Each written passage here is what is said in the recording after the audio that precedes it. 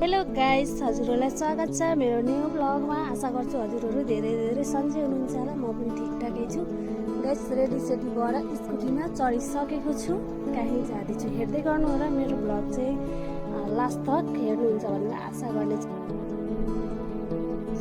Guys. यहाँ चाहिँ दिदी निक्ली पनि सकेको छ, म पनि निक्लिसकेको छु। अनि उसको चाहिँ काम थियो, त्यही भएर मलाई साथी लिएर जाँदैछ। ऊ चाहिँ अरे म चाहिँ चढ भन्दैछु। त्यहाँबाट गएर चाहिँ हामीहरू दोकानमा पस्यौँ। दोकानमा चाहिँ पेट्रोल भर्न थियो र यहाँ पेट्रोल लिन भनेर हालिओरी निक्लिसकेको छौँ। यता चाहिँ अनि दिदीको चाहिँ काम थियो हाकाटीमा, अनि हामीहरू चाहिँ उहाँ गएको थियौँ। अनि हामीहरू चाहिँ यहाँ आधा रस्ता तक पुगी पनि सकेको छु। मेरो चाहिँ डाइरेक्ट सकेकै छैन, हेर्नु न गाइस।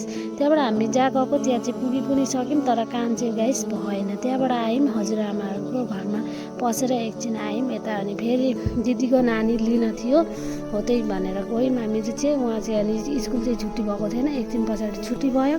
त्यहाँबाट लिएर फेरि हामी गाइस यतापट्टि आयौँ कि अहिले चाहिँ अब दाल चिनीहरू दिइरहेछ चाहिँ सरकारले, हो त्यही लिन भनेर पुगेको छौँ हामीहरू चाहिँ गाइस। झन्डै 1-1.5 घन्टा बसेर फाइनली गाइस भेट्यौँ भने जस्तै भयो। यहाँ हेर्नु न, अब हाम्रो हेमन्त मामाले दिनुभएको, अब त लिनै पर्यो।